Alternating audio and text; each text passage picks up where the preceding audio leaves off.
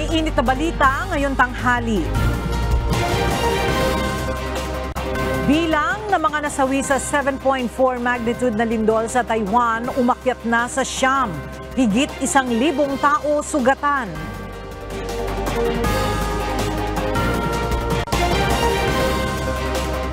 Philippine Institute of Volcanology and Seismology nilinaw na walang koneksyon sa mga fault sa Pilipinas ang tumamang lindol sa Taiwan. Ilang lugar sa bansa posibleng makaranas ng 42 hanggang 43 degrees Celsius na heat index ngayong araw. Ilang senador ipinapanukalang bigyan ng work break ang mga manggagawa sa gitna ng matinding init ng panahon. Department of Justice tiniyak na hindi makikialam sa kaso ni Apollo Kibuloy. Ilang kasamahan ng religious leader na naaresto kahapon nakapagpiyansa. At mga nahatulan ng heinous crimes kasama na sa mabibigyan ng good conduct and time allowance ayon sa Korte Suprema. Magandang tanghali mga kasangbahay. Ngayon po ay araw ng Huwebes, April 4, 2024. At una sa mga balita ngayon tanghali. Umakyat na sa 9 na tao ang bilang ng mga nasawi dahil sa 7.4 magnitude na lindol na tumama sa Taiwan umaga ng Miyerkules, April 3.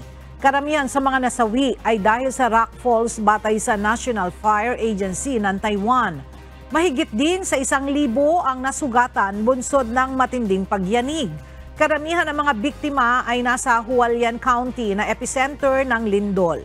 May ilang gusali sa lugar ang gumuho at patuloy ang rescuers sa pagsagip sa mga naipit sa mga gumuhong istruktura. Walang ulat ng nasaktan o nasawing Pilipino sa malakas na lindol na naranasan sa Taiwan, batay kay Manila Economic and Cultural Office Chairperson Silvestre Bello III. Tiniyak din ito na nakahanda ang pamahalaan ng Pilipinas sa pagkakaloob ng ayuda sa mga nangangailangang kababayan bunsod ng epekto ng sakuna. Ang detalye sa ulat ni Rosa Licos. Hindi pa nakatatanggap ng report ang Manila Economic and Cultural Office o MECO hinggil sa sinumang kababayan na nasaktan o nasawi dahil sa malakas na lindol na tumama sa Taiwan umaga ng Miyerkules, April 3. Ang ulat ding ito na isumite na rin ng MECO kay Pangulong Bongbong Marcos Jr. Ayon kay MECO Chairperson Silvestre Bello III, tuloy-tuloy ang ginagawa nilang pakipag-usap sa mga leader ng Filipino community sa Taiwan. I would like to assure you na as of now, ngayong oras nito ay wala pang report of any casualties sa ating mga kababayan, lalong-lalo na yung ating overseas Filipino workers. Pagtitiyak din ito, nakahanda ang tulong ng tanggapan sakaling may mangailangang kababayan bunsod ng kalamidad. Please remember that kung merong mga kailangan ng assistance from our OFWs, we are prepared to extend the assistance. Kaya wag po kayo mabahala.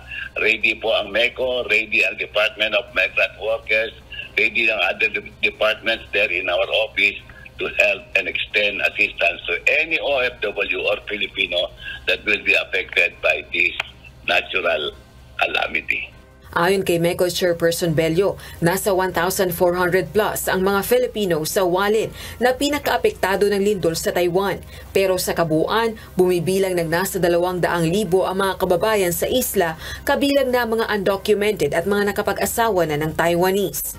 Samantala, inilunsad naman ng Department of Migrant Workers o DMW ang isang help desk para sa overseas Filipino workers na nangangailangan ng assistance kasunod ng lindol sa Taiwan.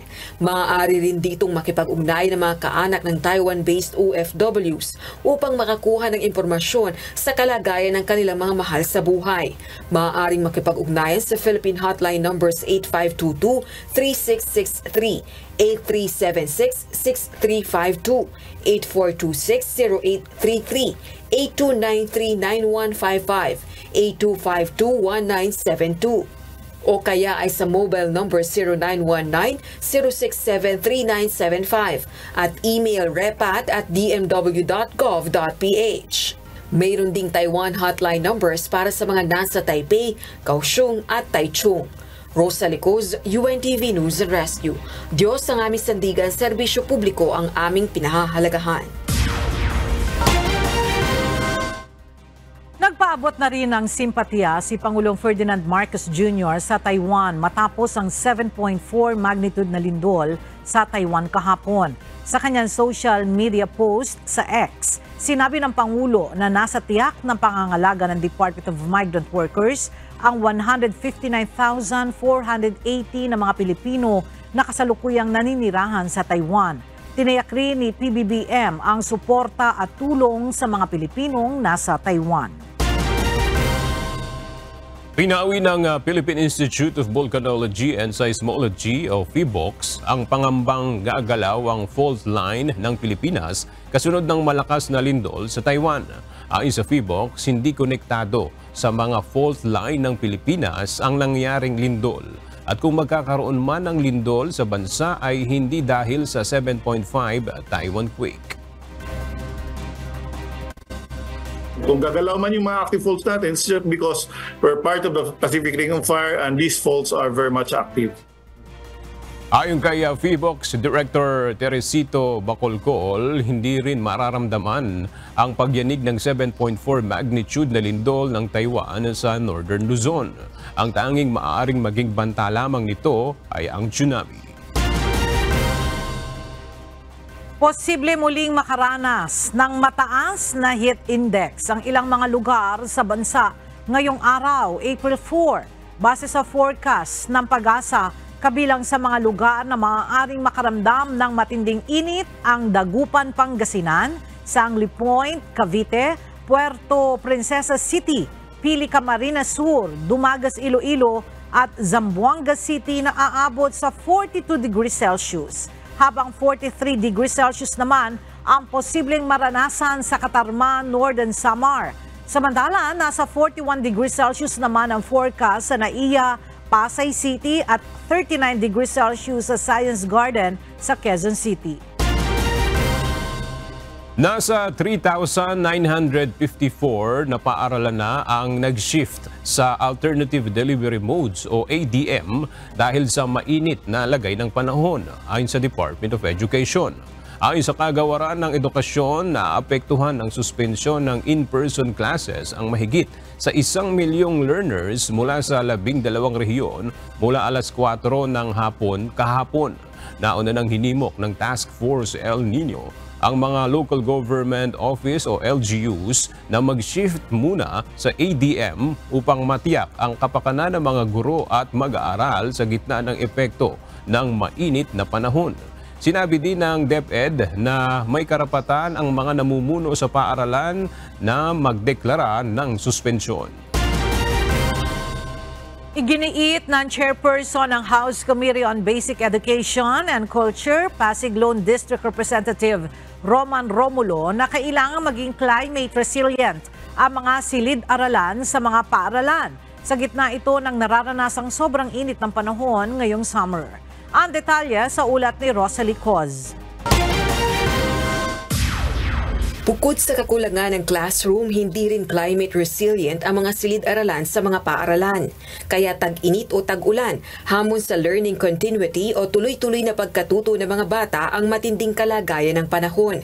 Kaya ayon sa chairperson ng House Committee on Basic Education and Culture, dapat climate resilient na ang mga itatayong silid-aralan sa mga paaralan. Ang disenyo nito dapat pinag-uusapan na anya ng mga kinauukulang ahensya ng pamahalaan, partikular na ng Department of Education, Department of Public Works and Highways at iba pa. Kailangan po yung mga itatayong classrooms. Kahit pa paano yung disenyo niya. May ventilation dapat na maayos at siguraduhin natin kung tag-ulan naman ay hindi naman siya mababa. Ibig sabihin, paikot nun po, siguraduhin naman natin yung mga drainage system maayos papunta sa may outlet na maayos para whether tag-tuyo o tag-ulan, ay safe naman na makapasok yung mga bata. But again, that will be moving forward. Pero dahil gugugol ng panahon nito bago maisagawa, ang inaasahan na muna ngayon ay ang unti-unting pagbabalik sa tradisyonal na academic calendar. Partikular na ang June to March school calendar kung kailan itinatakda ang school break tuwing Abril hanggang Mayo o summer.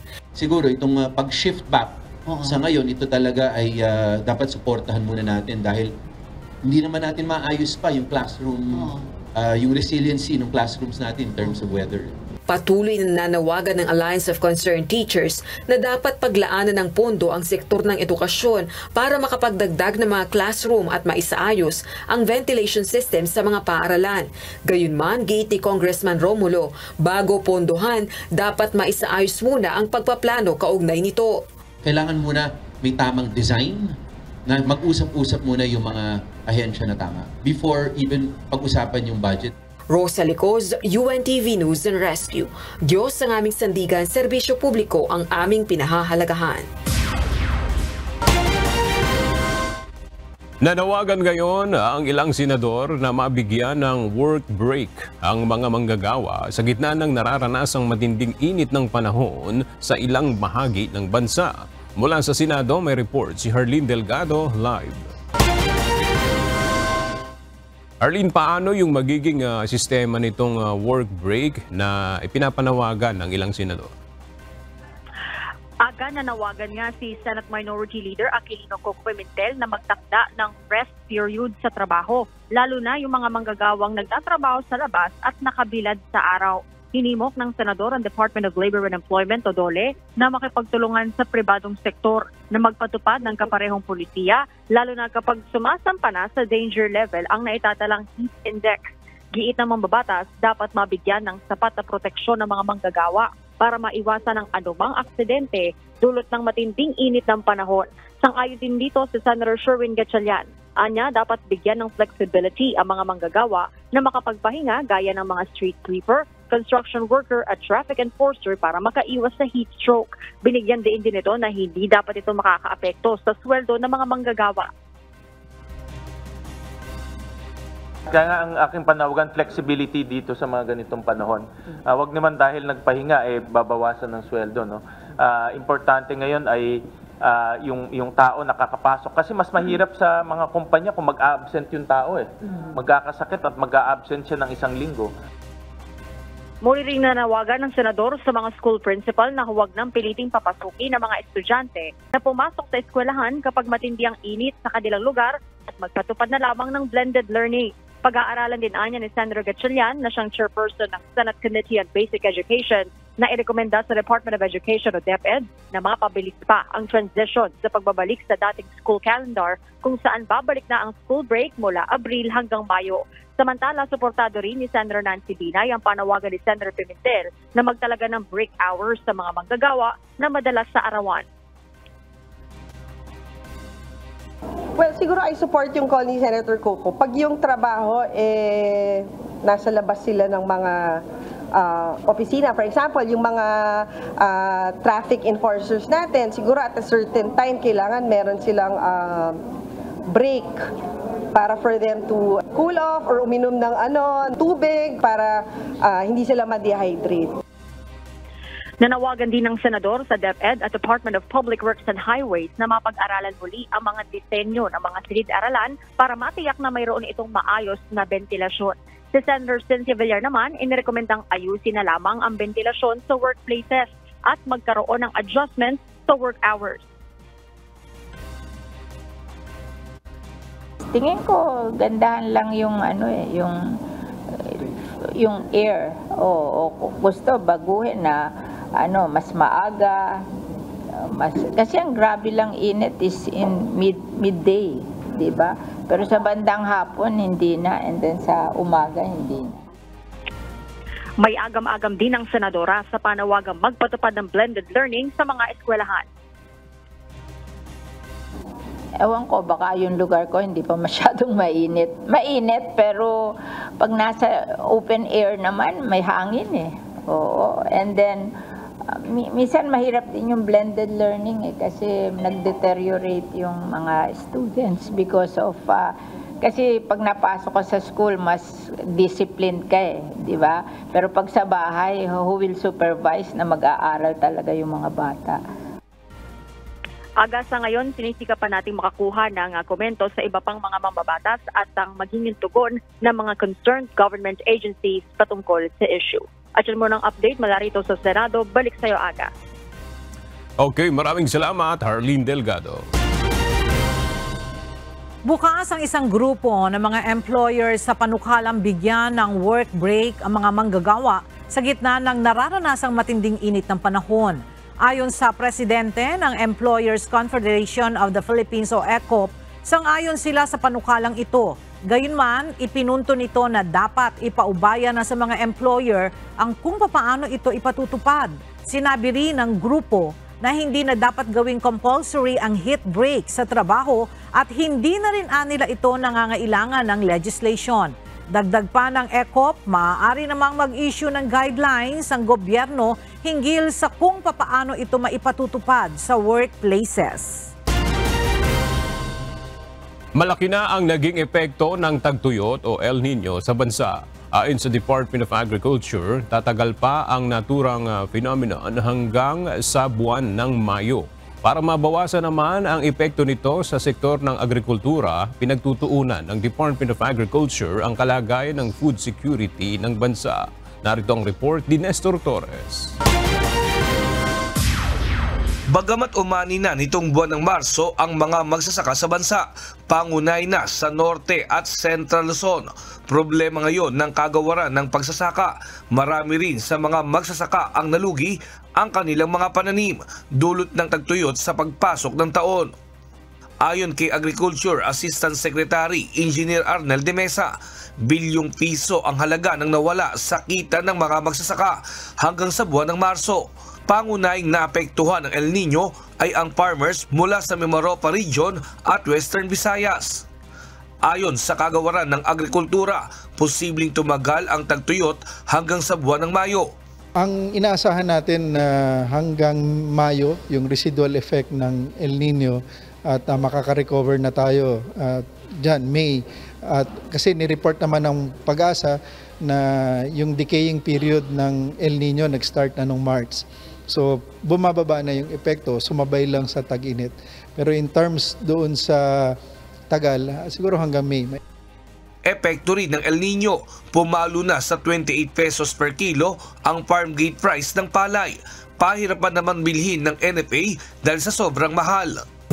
Dahil sa taas ng presyo ng palay yun, nabibili ng mga traders, hindi masyado makabili yung NFA. Bukod sa bigas at palay, isa pa sa pangunahing concern ng DA ay ang may kinalaman sa food security ng bansa. Isinagawa na kahapon ng DA ang Food Security Cluster Communication Workshop na magtatapos hanggang sa Biyernes, April 5. Tatalakayin dito ng DA ang mga plano nila sa loob ng 4 na taon, kung saan pagtutuunan ng pansin ang may kinalaman sa local production, post-harvest, cold storages, at digitalization, kasama na ang mapababa ang presyo ng bigas. This is Food Security Cluster Communication Workshop dahil importante kay Presidente Bongbong Marcos Jr. yung kahalagahan ng food security na yung ating buong communications group, maipalaganap natin kung ano yung mga, of course, ano yung nangyayari, tunay nangyayari, and of course, malaman din ng publiko na yung ating sektor ng agrikultura. Samantala, pinagtutuunan din ng pansin ang irrigation projects at paglalagay ng solar power irrigation system na malaking tipid dahil wala ng krudo pang gagamitin para sa makinarya nito. Nestor Torres, UNTV News and Rescue. Diyos ang aming sandigan, serbisyo publiko ang aming pinahahalagahan. Patuloy na lumulobo ang utang ng Pilipinas. Base sa inilabas na datos ng Bureau of Treasury, umabot na ito sa 15.18 trillion pesos noong Pebrero. Mas mataas ng halos 1 trilyong piso noong katapusan ng Enero na nasa 14.8 trillion lamang. Batay sa breakdown, 69.68% o 10.58 trillion pesos dito ay domestic debt habang ang 30.32% o 4.6 trillion naman ay foreign debt o utang panlabas. Pagpapatupad ng bagong sistema ang Land Transportation Office para sa mga kukuha ng driver's license card. Ito'y upang maiwasan ang pagdagsa sa kanilang opisina ng mga motorista na magre-renew ng driver's license card mula sa papel na lisensya. Narito ang report ni JP Nunez. Plano ngayon ng Land Transportation Office o LTO na magpatupad ng appointment system sa mga magre-renew ng driver's license at magpapalit ng driver's license card mula sa papel na lisensya. Layo nitong maging maayos ang proseso at huwag magdagsaan ang mga kukuha ng license card. Mas mainam din umano ito para wala nang mahahabang pila sa kanilang mga opisina. Ayon kay LTO Chief Assistant Secretary Attorney Vigor Mendoza, umabot na sa 4.1 million ang kanilang backlog sa driver's license card mula nang mawalan ng supply ng nakaraang taon. Binabalangkas pa ng LTO ang guidelines para dito pero tiyak na gagamitin umano ang kanilang online system na Land Transportation Management System o LTMS para makapag-set ng appointment. Isa rin sa kinukonsidera ng LTO ang paggamit ng courier service para ipa-deliver na lamang ang mga license card. Ayon sa LTO, ngayong linggo ay i-deliver na sa kanilang mga regional at district offices ang mga supply ng plastic cards na pansamantalang nabinbin dahil sa injunction order. Nauna nang inanunsyo ng LTO na sisimulan sa April 15 ang muling pagre-release ng driver's license card at magtutuloy-tuloy na ito dahil may sapat ng supply ng plastic card ang ahensya. Samantala ayon sa LTO, ang planong online appointment at courier service ay paraan na rin upang maiwasan ang mga fixer sa kanilang opisina. Aminado si Asek Mendoza na kahit sa kanilang central office ay talamak talaga ang mga fixer kaya dapat itong tutukan upang matigil na ang ganitong mga illegal na gawain. Bago tayo mag-sanction ng district officer or regional officer, dito po na sa central office, kung di natin malinis ang paligid ng central office, paano natin papatuparin ito nationwide? JP Nunez, UNTV, News and Rescue. Diyos ang aming sandigan, serbisyo publiko ang aming pinahahalagahan.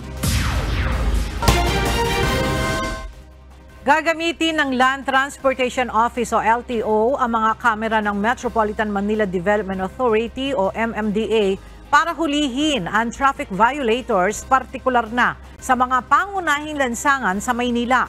Ayon kay LTO Chief Assistant Secretary Vigor Mendoza II, gagamitin ang mga video sa paglalabas ng Show Cause Order o SCO sa sinumang lumalabag ng mga motorista.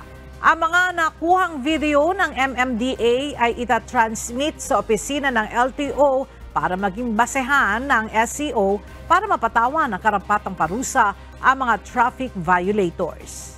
Naniniwala si Senator Risa Hontiveros na wala nang kawala sa mga otoridad ang religious leader na si Apollo Kibuloy matapos na mag-issue ng warrant of arrest ang korte sa Davao City. Narito ang report ni Dante Amento. Bilang na umano ang mga masasayang araw ni Apollo Kibuloy, ito ang reaksyon ni Senator Risa Hontiveros matapos maglabas ng warrant of arrest ang Davao City Regional Trial Court Branch 12 laban sa religious leader. Kasama ni Kibuloy sa ipinaaresto ng korte ang 5 nitong associate na sina Jacqueline Roy, Crescente Canada, Pauline Canada, Ingrid Canada at Sylvia Simanes. Kaugnay ito sa kasong sexual abuse of minor na isinampa sa mga akusado. Ayon pa sa senador, halos lahat ng institusyon ng bansa ay gumagalaw upang mapanagot ang religious leader. Paniwala nito ay mahuhuli na si Kibuloy. The PNP in Davao previously expressed its willingness to work with other law enforcement agencies in arresting the Kingdom of Jesus Christ leader. Tiwala ako na matutupad ito at mahuhuli si Kibuloy. Ayon sa senador, oras na maaresto si Kibuloy ay naasahang haharap ito sa pagdinig ng komite sa Senado na kanyang pinangungunahan kaugnay sa mga aligasyon ng pang-aabuso o human rights violations laban sa religious leader. Pinapanawagan ko din kay Kibuloy na huwag nang mag-inarte. Ang dami na niyang ginawa upang takbuhan ang kanyang obligasyon sa batas. He should just cooperate and properly answer the accusations hurled against him. Kung walang kasalanan, hindi kailangan magtago. Batay sa arrest warrant na inilabas ni Judge Dante Baguio, nakakita ang hukuman ng sapat na basihan para ipaaresto si Kibuloy at 5 iba pa. Noon pang March 14, unang ipinag-utos ng hukuman na ipaaresto si Kibuloy at mga kasamahan nito. Subalit, naghain ang kampo ni Kibuloy ng motion na ipagpaliban muna ang pagpapatupad ng arrest warrant dahil naghain sila ng motion for reconsideration sa Department of Justice kaugnay sa kaso ni Kibuloy na sexual abuse of minor. Dante Amento, UNTV, News and Rescue. Diyos ang aming sandigan, serbisyo publiko ang aming pinahahalagahan. Pansamantalang nakalaya ang 3 akusado na kasama ni Kibuloy matapos makapagpiyansa. Ang mga ito ay hinuli ng National Bureau of Investigation kahapon dahil sa kasong child abuse. Naritong report ni Lane Moreno. Naisilbi na kahapon ng mga tauhan ng National Bureau of Investigation, Davao City Police at Police Regional Office 11 ang warrant of arrest ni Kibuloy at 5 kasamahan nito dahil sa kasong child abuse.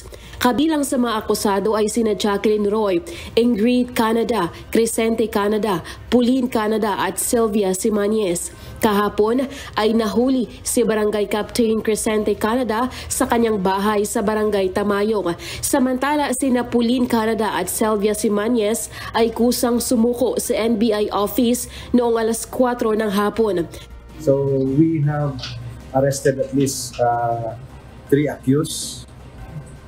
One is the Barangay Captain of Tamayong, and we have 2 ladies also arrested. Pansamantala namang nakalaya ang 3 akusado matapos magbayad ng tig 80,000 pisong piyansa ang kanilang abogado. Ayon kay NBI Region 11 Director Attorney Arcelito Albao, hindi nila nakita si Kibuloy sa kanilang pagsisilbi ng search warrant. Blanco pa rin sila sa kinaroroonan nito at ng 3 pang akusado. During the service of search warrant, negative si Pastor Kibuloy. We don't have any information as to his whereabouts as of this time. Pinuntahan na anya nila ang mga posibleng pagtaguan ni Kibuloy, kabilang na riyan sa King Doom, sa kanyang Prayer Mountain sa Barangay Tamayo at sa Samal Island. Pero hanggang ngayon ay ongoing pa rin ang kanilang service of warrant of arrest. Ayon sa NBI, may 10 araw na palugit bago nila ibalik ang warrant of arrest sa korte. Maaari namang magpiyansa si Kibuloy ng 280,000 pesos sa kanyang kaso na child abuse at sexual trafficking. Lane Moreno, UNTV News and Rescue.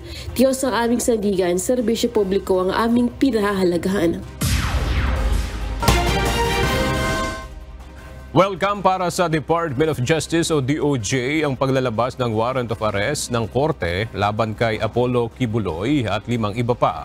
Tiniyak naman ng DOJ na hahayaan nila ang korte sa paghahawak ng kaso laban sa religious leader.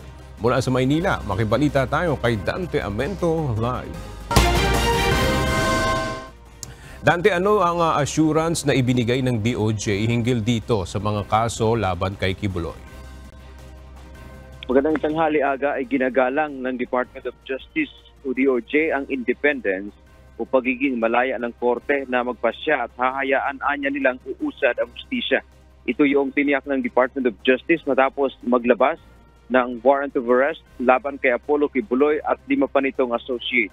Sinabi ni Secretary Crispin Rimulya na ginawa ng kanilang mga piskal ang kanilang tungkulin kaugnay sa kaso ni Kibuloy at sa mga kasamahan nito.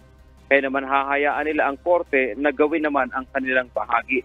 Dagdag pa nito na maaaring mabigat o mahirap na laban ito, ngunit umaasa siyang buong-buo na maibibigay ang katarungan sa kinauukulan. March 4, unang inanunsyo ng DOJ na binaliktad nila ang naunang desisyon ng kanilang piskal sa Davao City na pag-dismiss sa reklamo laban kay Kibuloy. Sa halip, ipinag-utos ng kagawaran na kasuhan ang religious leader dahil mabigat umano ang nakita nilang at mabigat at seryoso umano ang nakita nilang aligasyon laban dito at gayon din sa kanyang 5 mga kasamahan. Yan man ating update mula dito sa Maynila. Balik sa iyo, Aga. Maraming salamat, Dante Amento. Idineklara ng Korte Suprema na valid ang ipinagkaloob na amnesty kay dating Senador Antonio Trillanes IV. Ipinag-utos din ng korte na alisin ang Presidential Proclamation No. 572 ni dating Pangulong Rodrigo Duterte na nagpawalang bisa sa amnesty ni Trillanes dahil labag umano ito sa konstitusyon. Ayon sa SC, hindi maaaring i-revoke ng Pangulo ang amnestiya kung walang pagsang-ayon ang Kongreso. Ang naipagkaloob din na amnesty sa dating mambabatas ay matagal nang pinal. Dagdag pa ng korte, may kapanipaniwalang ebidensya na naghain ng kanyang amnesty application si Trillanes. Mayroon ding karapatan sa sentence reduction ng mga na-convict sa heinous crime ayon sa Supreme Court. Nakasaad sa desisyon ni Associate Justice Maria Filomena Singh na inilabas kahapon April 3 na lumagpas o sumobra sa kapangyarihan sa subordinate legislation ang Department of Justice nang hindi nito isama sa mga makikinabang sa bagong Good Conduct Time Allowance Law ang mga napatunayang nagkasala sa mga karumal-dumal na krimen. Binigyang diin ng kataas-taas ang hukuman na nakasaad sa batas na ang sinumang convicted prisoner ay entitled sa GCTA hanggat ito ay nasa alinmang penal institution, rehabilitation o detention center o local jail.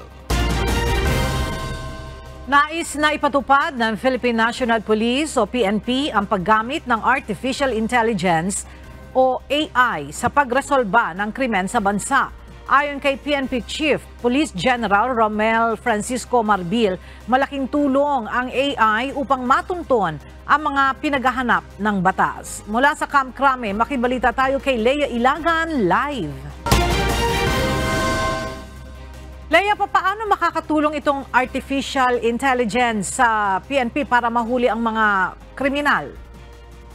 Magandang tanghali sa iyo, Ella. Ito ay konektado sa mga CCTV sa bawat lansangan nga sa Pilipinas. Kaya't kapag natutukan ka o napadaan ka sa lugar na may CCTV at nakakonekta naman ito sa data o central data ng mga law enforcement agency tulad nga ng Philippine National Police, ay mayroon ang mga record na makikita doon katulad ng mga teknolohiya sa ibang bansa, Ella. Kaya't itinutulak nga ngayon ng Philippine National Police o PNP ang paggamit ng Artificial Intelligence o AI sa pagsugpo at pagresolba sa krimen. Ayon kay PNP Chief Police General Romel Francisco Marbil, ipinag-utos na rin kasi ng Pangulo ang paggamit ng PNP na makabagong teknolohiya. Inihalimbawa pa ni Marbil ang paggamit ng AI sa Amerika kung saan madaling natutunton ang mga kriminal sa isang partikular na krimen sa tulong ng mga CCTV sa lansangan. Ayon pa kay Chief PNP, malaking tulong sa mga pulis ang technology para sa pagresolba ng krimen. Ang pagkakaroon ng AI ay bahagi aniya ng kanilang smart policing, kaya't paglalaanan nila ito ng sapat na pondo. Ella? Maraming salamat, Leia Ilagan. Iniimbestigahan na ng lokal na pamahalaan ng Valenzuela ang umano'y palit-ulo scam sa isang pribadong ospital sa lungsod. Sinasabing hino-hostage umano ng nasabing ospital ang mga pasyente at ang kasamang kaanak na bigong makapagbayad ng kanilang hospital bills. 2 biktima umano ng ospital ang dumulog sa Valenzuela LGU at nakapaghain na rin ng kasong serious illegal detention laban sa nasabing ospital na matatagpuan sa barangay Malanday. Bukod sa pinagbawalan silang makalabas ng ospital nang hindi nakakabayad, hindi rin umano inini-release ang death certificate ng pasyente hanggat hindi nababayaran ang hospital bill. Inisyuhan umano sila ng provisional death certificate, gayunman iginiit pa rin ng mga ito na isang kaanak ng pasyente ang dapat na maiwan sa ospital habang ipinuproseso ang original death certificate. Samantala, nakapaghain na ng counter affidavit ang nasabing ospital kung saan mariin itong itinanggi ang mga paratang. Kinumpirma ng Department of Science and Technology na nakompromiso ang nasa 2 terabytes ng kanilang datos dahil sa cyber attack ng local hackers. Sa inilabas na pahayag ni DOST Secretary Renato Solidum, sinabi nito na mahigpit na silang nakikipag-ugnayan sa Department of Information and Communications Technology upang maisaayos ang problema. Puspusan na rin ang pagtatrabaho ng kanilang technical teams upang ayusin at palakasin ang kanilang paglaban sa cybersecurity. Inastigo ng mga senador ang Department of Environment and Natural Resources o DENR sa pagharap nito sa investigasyon ng kontrobersyal na resort sa bahagi ng pamosong Chocolate Hills.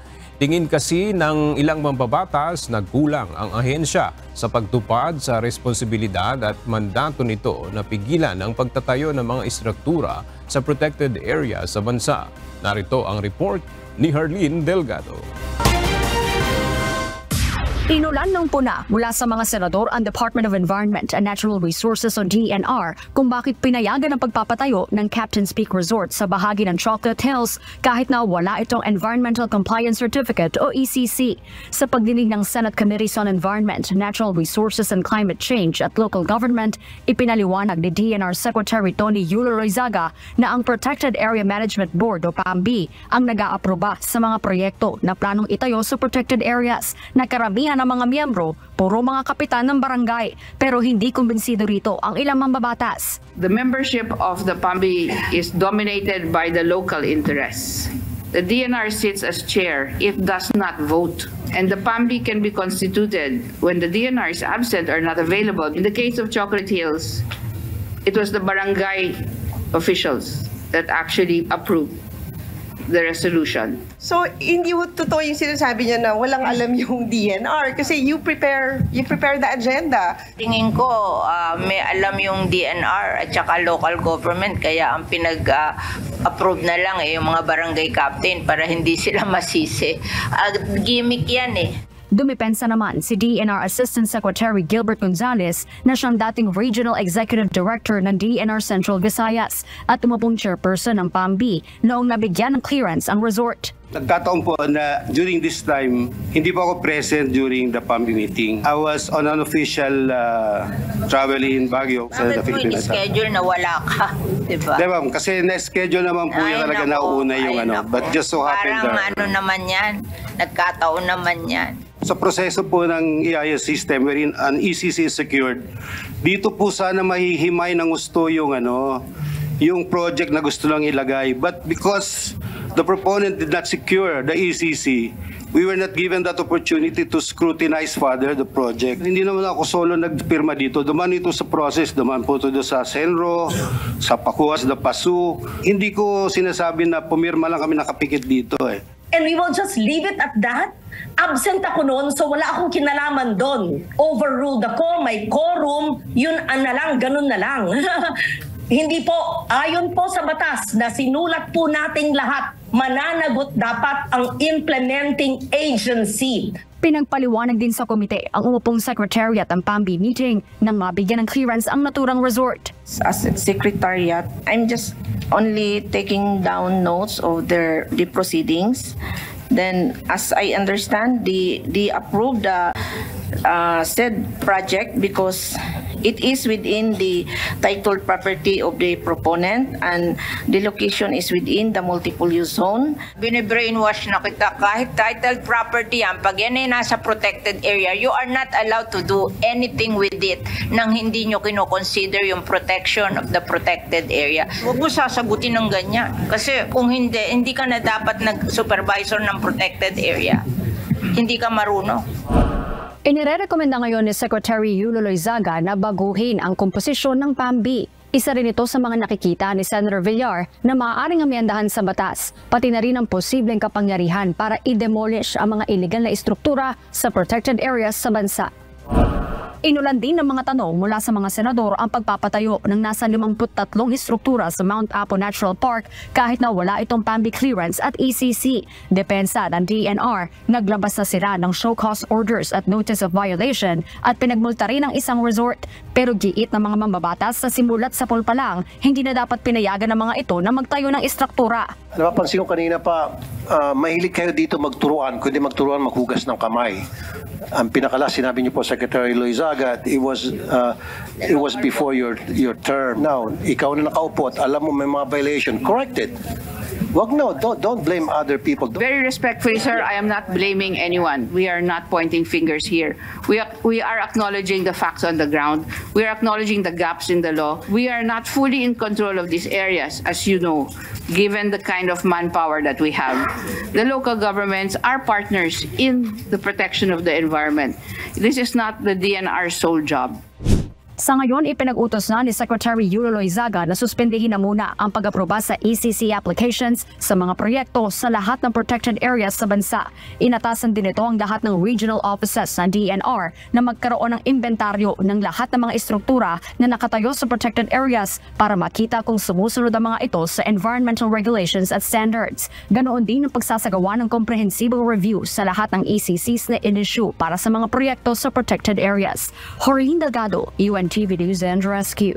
Diyos ang aming sandigan, serbisyo publiko ang aming pinahahalagahan.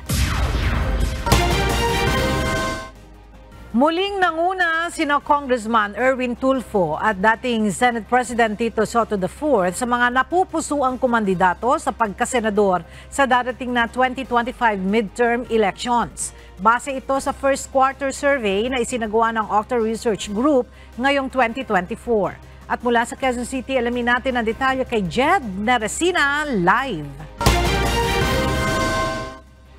Jed, sino-sino ba ang mga top senatorial bets base sa latest survey ng Octa Research?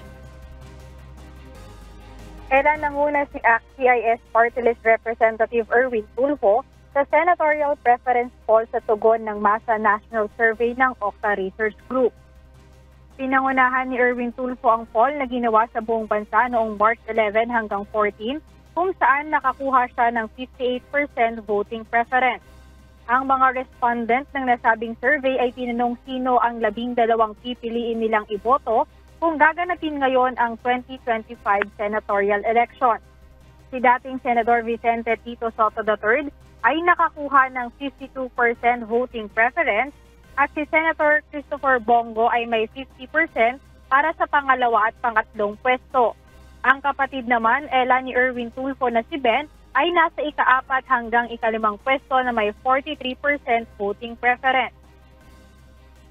Si dating Pangulong Rodrigo Duterte ay nasa ika-4 hanggang ika-6 na pwesto na may 38%, habang si dating Senator Pansilo Ting Lacson ay may 34% para sa ika-5 hanggang ika-10 pwesto. Ayon sa Octa Research Group, 16 na personalidad ang magkakaroon ng statistical chance na manalo kung saan karamihan sa kanila ay kasalukuyan o dating miyembro na ng Senado. Ayan muna ang update. Balik sa iyo, Ella. Maraming salamat, Jed Neresina. Ipinatawag sa Kamara ngayong araw ang ilang opisyal ng tollway facilities kaugnay ng napaulat na aberya sa Radio Frequency Identifications o RFID system sa nakalipas na long holiday break. Mula sa House of Representatives, makibalita tayo kay Rosalie Coz live. Rosalie, ibig bang sabihin may pagdinig ang Kamara kaugnay ng aberya sa RFID system? Hindi pagdinig kundi isang imbitasyon para sa isang pagpupulong ang ipinatawag ni House Speaker Martin Romualdez dito sa Kamara kasama ang mga opisyal ng Toll Regulatory Board o TRB, North Luzon Expressway o NLEX at South Luzon Expressway o SLEX. Kaugnay nga ito ng mga reklamo mula sa mga motorista dahil sa aberya sa Radio Frequency Identification o RFID system sa NLEX sa kasagsagan ng pagluwas ng mga kababayan para sa long holiday break. Nagdulot ito ng matinding bigat sa daloy ng trapiko sa NLEX noong March 27, araw ng Miyerkules. Si House Deputy Majority Leader, ACT-CIS Party List Representative Erwin Tulfo, ang inatasan ni Speaker Romualdez na bumusisi sa operasyon at maintenance ng RFID. Nasa 87,000 sasakyan ang dumaan sa NLEX noong March 27 at 5,000 rito ang may depektibong RFID stickers at 5,000 rin ang walang load sa kanilang RFID. Napag-usapan sa pagpupulong ang ilang paraan upang resolbahin ang suliraning ito gaya ng pagtatanggal ng barrier sa tollways simula buwan ng Nobyembre. Gayon din ang pagkakaroon ng RFID stickers at readers na galing ng Estados Unidos. Plano ring magtayo ng elevated expressway mula Balintawak Interchange hanggang Bukawi Exit. Balik sa iyo, Aga. Maraming salamat, Rosalie Coz.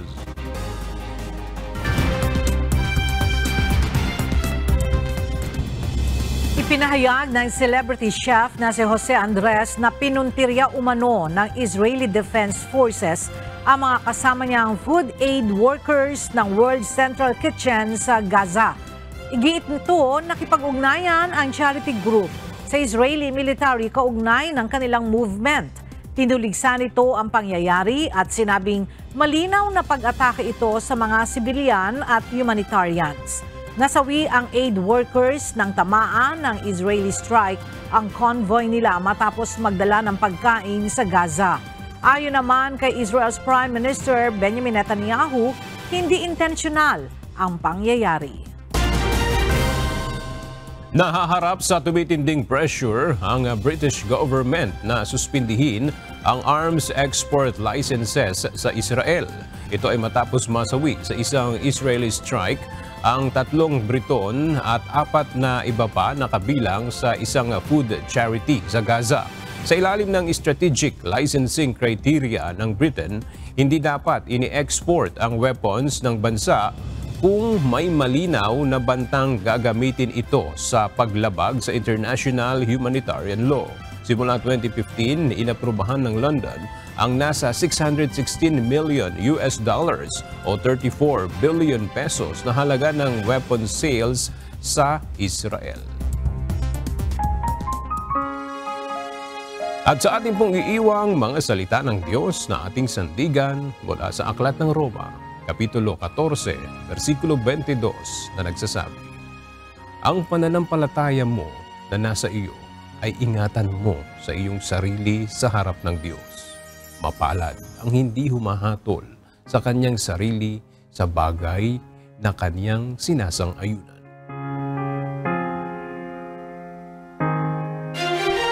At yan ang mga balitang aming tinutukan at inaksyonan dahil sa aming pagbabalita, una, ang pagkalinga sa kapwa.